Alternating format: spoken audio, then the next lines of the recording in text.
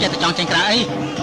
ចាំមកចេះហើយនឹងពួកឆាងនិយាយថាភ្នំកសានមានប្រសងមកច្រើនណាស់ពុកជាភ្ញៀវកិត្តិយសថែមទៀតណាដូច្នេះគាត់ខ្លាចបងឯងខ្លាចមិនមែនទេប៉ុន្តែពុកគឺចឹងហើយកនគឺអាចនៅខាងក្រៅធ្វើឲ្យចាំចិត្តបានបងក៏ទៅនៅកន្លែងអបសុខស្លាប់ហើយមិនមែនទេបងស្ដាប់តាមខ្ញុំម្ដងទៅជប់ចេញក្រៅទៀតបានទេបានហើយបងខ្លាចហើយតែចឹងល្អណាស់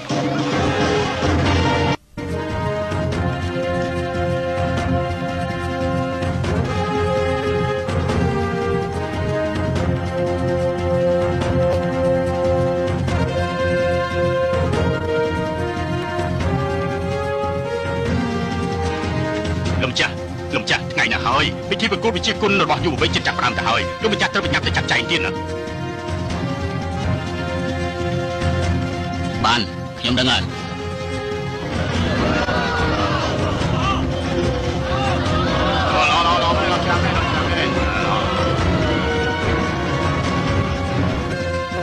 ខ្ញុំត្រូវបញ្ចេញអំពីសមត្ថភាពធ្វើឲ្យមានមុខមាត់នៅបោះសានទាត់តែបាន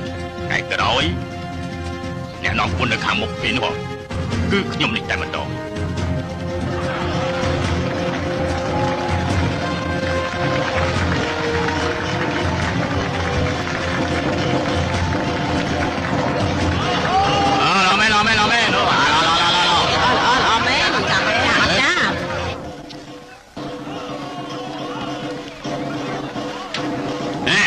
មិនបានចាញ់លុយនំប៉ែរបស់យើងហ៎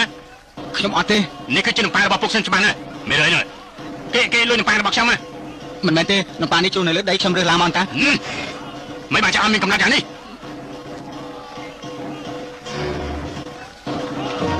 គួតខ្មាស់គេមែនគ្មានកំណត់មានរឿងអីហ្នឹងគេយកនំប៉ែរបស់យើងឲ្យជ្រុះនៅលើដីហូបមិនចិត្តខ្មាស់គេមិនអីទេទៀមលាក់ខៅហ្វូយើងមានវិន័យមួយអាចតែអ្នកដែលត្រូវការឲ្យយើងជួយពួកខ្ញុំប្រកាសជាជួយជានេះមិនថាអ្នកសំទានឬក៏អាភិជនអីទេកំណើពួកគេស្មានថាពួកយើងជាអ្នកសំទានឲ្យចាប់ដល់ខំទៅ